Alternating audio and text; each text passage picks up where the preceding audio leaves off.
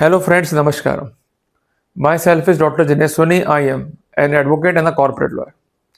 In today's class, we will study about the departmental proceeding in connection with cases booked under the Prevention of Corruption Act. I'm going to address the kind attention of all of you towards a basic problem, which is that suppose you are a public servant and at the stage of superannuation, you are booked as per the protocol of Prevention of Corruption Act.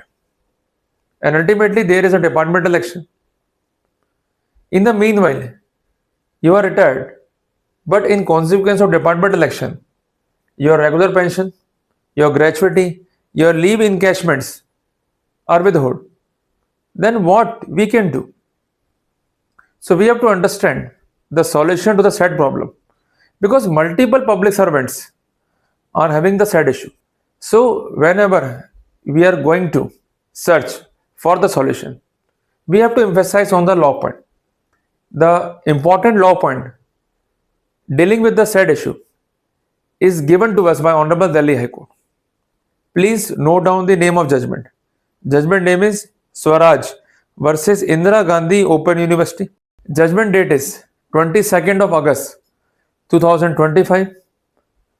At the cost of repetition, please be noted, it is pronounced by Honorable Delhi High Court.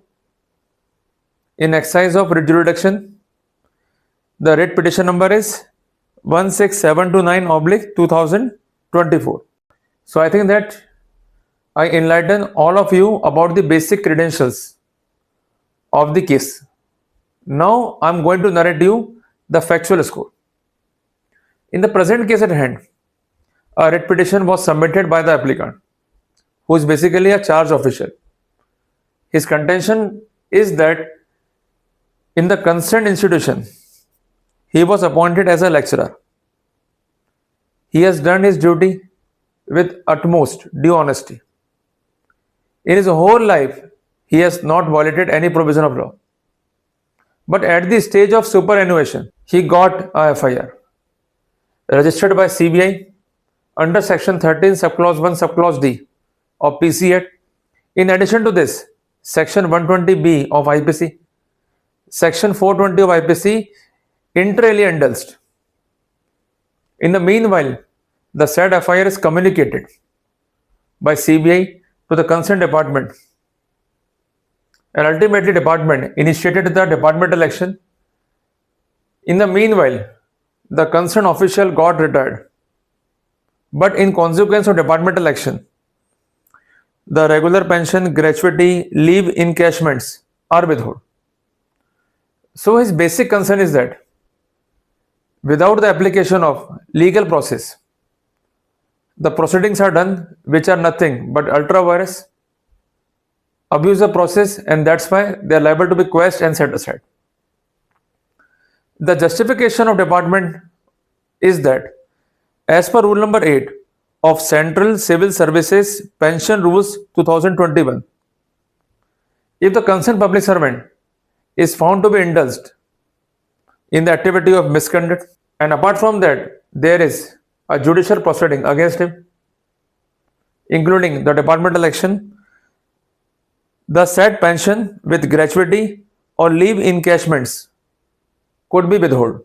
The concerned department is of view that there is a FIR which is by CBI. It is as per section 13(1)D of PC Act. So basically he is charged with criminal misconduct. It is a serious offense. So in that scenario, by the virtue of rule number 8, the pension could be withheld, and that's why no illegality has been committed by the department. But the prime attack of the defense is that in the case at hand there is no criminal action, because as per the legal provision, the criminal proceeding shall be deemed to be initiated only when there is a complaint or police report against the public servant, and on the said complaint or police report, the concerned court has taken the cognizance. In absence of legal protocol compliances, the proceedings are nothing but abuse of process.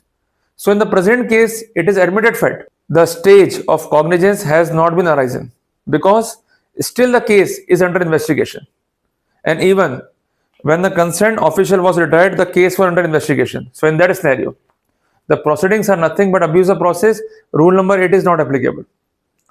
And apart from that, it is emphasized that as far as the leave encashment is concerned, the said protocol comes into motion by the virtue of rule number 39 subclause 3 of Central Civil Services Leave Rules 1972. In short, it is termed as Leave Rules 1972. The basic mandate is required to be followed. So the departmental action comes into motion due to judicial action. But as per the legal position, the judicial proceeding will be in motion only when there is a cognizance by the competent court. So if the matter is under investigation, there is no cognizance. In that scenario, rule number 8 and rule number 39 would not be applicable. In that scenario, the concerned public servant deserves a benefit.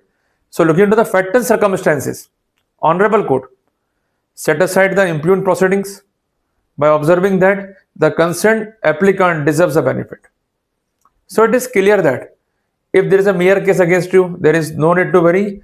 The mere pendency of case cannot be a ground to withhold your pension, your gratuity, and other benefits which are attached to your service. So what is required? Basically a cognizance to attract rule number 8. So I think that I'm totally able to enlighten all of you about the subject in efficient and easy manner. See you in the next video. Till then, Jai Hind, Jai Bharat.